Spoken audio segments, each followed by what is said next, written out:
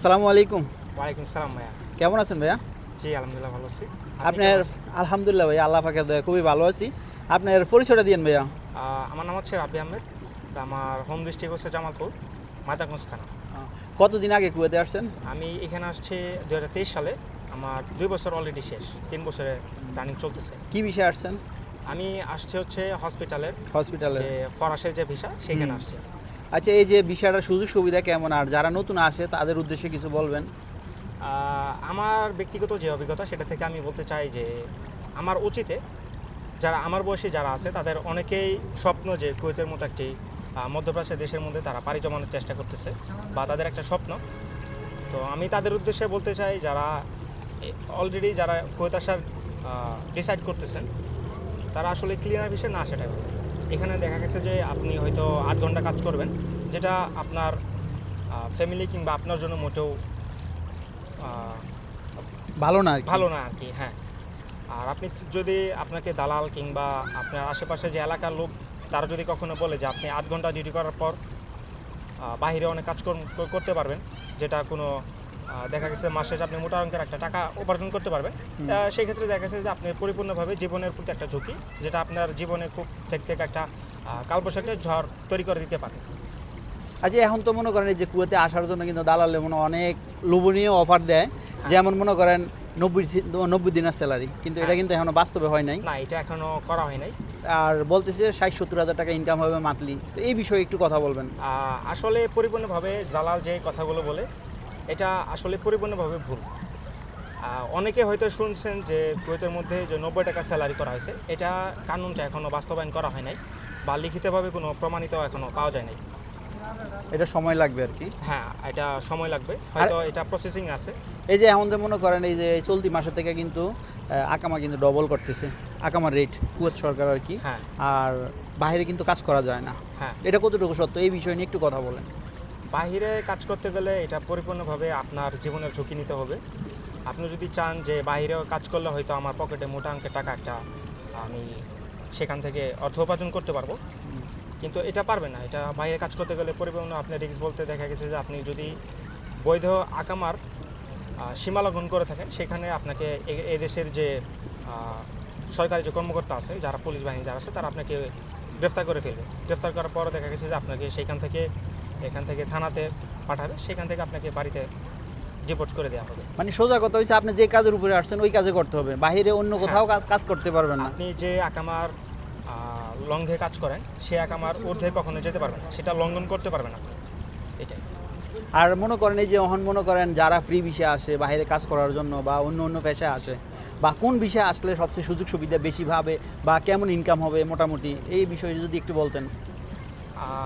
এই বিষয়ে আসলে আমি আসলে কী বলবো, এই বিষয়ে আমি 2 বছর থেকে করতেছি। তবে আমার ব্যক্তিগত যে অভিজ্ঞতা, এখানে আপনার দেখা গেছে যে অনেক সময় বিভিন্ন ধরনের অভিজ্ঞতার উপরে তারা চাহিদা বেশি দেখা যায়। যেমন দেখা গেছে যে আপনি যদি কম্পিউটারে মাইক্রোসফট বা এক্সেল পাওয়ার এগুলো যদি শিখে আসেন, কম্পিউটারে টাইপিং সিস্টেম এগুলো শিখে আসলে হয়তো আপনি জীবনে কিছু করতে পারবেন। আর এই যে মনে করেন কুয়েত থেকে যে অনেকে আসে মানে ইউরোপ যাওয়ার ধান্দায়, মানে অনেকে বা অনেক দালালে বলতেছে তুমি কুয়েতে গেলে তুমি যে কোনো বিষয় আসলে ইউরোপে যেতে পারবা। এটা আপনি 2 বছরের অভিজ্ঞতা কেমন ফেস করলেন? এটা আমি পরিপূর্ণভাবে বলে মনে করি যে এটা আসলে পরিপূর্ণভাবে সত্য। কেননা আমার যে বন্ধুবান্ধব আছে বা এলাকার যে ভাই ব্রাদার আছে, তারা অলরেডি সেখানে কয়েকজন গেছে বা এখানে আসার পর তাদেরকে এইভাবে কখনো বলা হয় না যে কুয়েত গেলে আপনি যে কোনো ভিসার মাধ্যমে সেখানে কুয়েত যাওয়ার পর আপনি ইউরোপে যেতে পারবেন, তা না। আপনাকে এখানে আসার পর প্রথমত আপনাকে কুয়েতের যে নিয়মকানুন সেটা আসলে বুঝতে হবে। এরপর যদি আপনার চিন্তা ধারণা থাকে যে এখান থেকে আপনি ইউরোপের কথা জানি না, বর্তমানে অনেকে জেনে থাকেন যে রোমানিয়া যে লোক এখান থেকে কিন্তু কুয়েত থেকে অতি সহজে কিন্তু সেখানে যেতে পারতেছে। আচ্ছা, যারা গেছে আপনার ফ্রেন্ড সার্কেল তারা কি বিষয় ছিল বা কি কর্মরত ছিল আর কি এখানে? আমার যে একটা ফ্রেন্ড ছিল সে আসলে এখানে আপনার ক্লিনার বিষয় ছিল।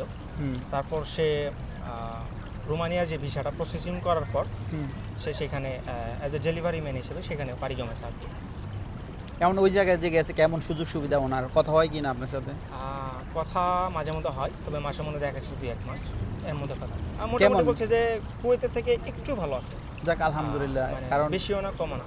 সবাই একটা চায় যেহেতু সবাই একটু উন্নত হওয়ার জন্য, হ্যাঁ, ঠিক আছে, সবার কারণ একটা অনেক আশা টাকা থাকে। খরচ করে গেছে, যদি একটু উন্নত না হয় বা যদি নিজের ফিউচারটা যদি ভালো না করতে পারে তাহলে তো সমস্যা, ঠিক না? হ্যাঁ, কারণ এখানে ছিল ক্লিনার, ওইখানে গেছে ফুড ডেলিভারি ম্যান, তাহলে একটু পরিবর্তন হয়েছে বা ওনার পেশাও পরিবর্তন হয়েছে, ইনকামটাও একটু পরিবর্তন বেশি হলে কিন্তু ওনার ফ্যামিলি ওনার উপরে টাপ। যতজনের প্রবাসী আছে সব প্রবাসীরই কিন্তু তার উপরে ফ্যামিলি নির্ভর করে। তারপর ফ্যামিলি নির্ভর করে।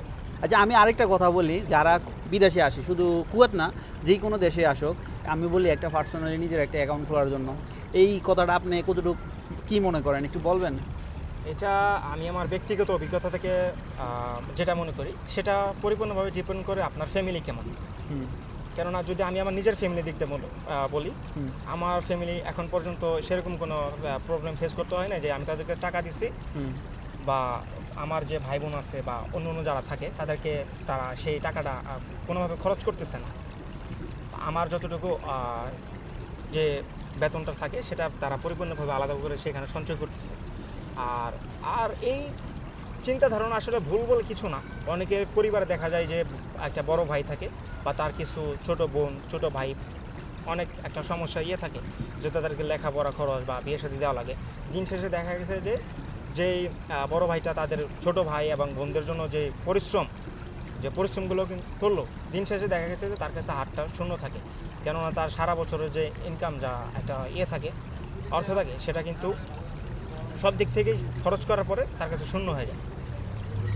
বিশেষ করে বাপের ঘরের বড় ছেলেরাই মানে বেশিরভাগই মানে সব কিছু দিক দিয়ে মানে তাদের একটু স্যাক্রিফাইস করা লাগে। স্যাক্রিফাইস করা লাগে আর কি।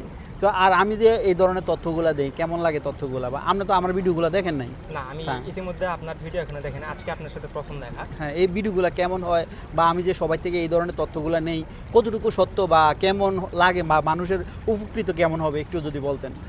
এটা সব থেকে যাদের বেশি উপকার হবে, যারা নতুন আসতে চাইতেছেন তাদের জন্য সব থেকে বেশি বড় উপকারিত হবে বলে মনে করি।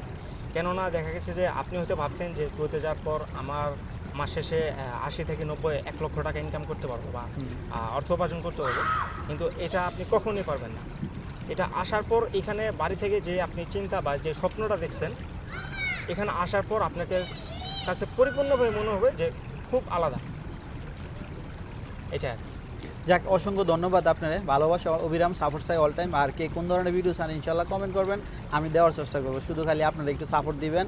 আর যারা এই চ্যানেলে নতুন আসছেন অবশ্যই সাবস্ক্রাইব করে পাশে থাকবেন আর আমার সঠিক তথ্যগুলো পাওয়ার জন্য অপেক্ষা করবেন সব সময়। আর আজকে ভিউটা কোথায় একটু বলেন, একটু কথাটা বলেন, কোথায় আছি? আজকে আমি আসছি হচ্ছে কুয়েতের যে সিটির লোকেশনে যে আল শহীদ পার্ক নামে একটি পার্ক। এটি কিন্তু খুব সুন্দর একটি পার্ক। আপনারা চাইলে এখানে যারা প্রবাসী ভাইরা যারা কুয়েতের মধ্যে আছেন তারা চাইলে এখান থেকে ছুটির দিনে আপনি বন্ধু বান্ধবের সাথে অত্যন্ত সন্তুষ্টির সাথে একটি আনন্দময় জীবন স্মৃতিময় করতে পারেন। আর আপনি দেশের কি জিনিসটা মিস করেন একটু বলবেন? আমি দেশের যে জিনিসটা মিস করি সব থেকে, আমি আমার পরিবারের সাথে যে একসাথে খাবার খেতাম, বন্ধু বান্ধবের সাথে যে বিকালে খেলার মাঠে সময় কাটাতাম, এই দুটো জিনিসকে আমি সব থেকে মিস করি। আচ্ছা, আপনার বেস্ট ফ্রেন্ডের জন্য একটা লাইন বলবেন? এটা আসলে আমার জীবনে এমন কোনো ফ্রেন্ড নাই, এটা কেটে দিন। আচ্ছা ঠিক আছে, সমস্যা নেই। আর ওকে, ধন্যবাদ আপনার ঠিক আছে। মূল্যবান সময় দেওয়ার জন্য।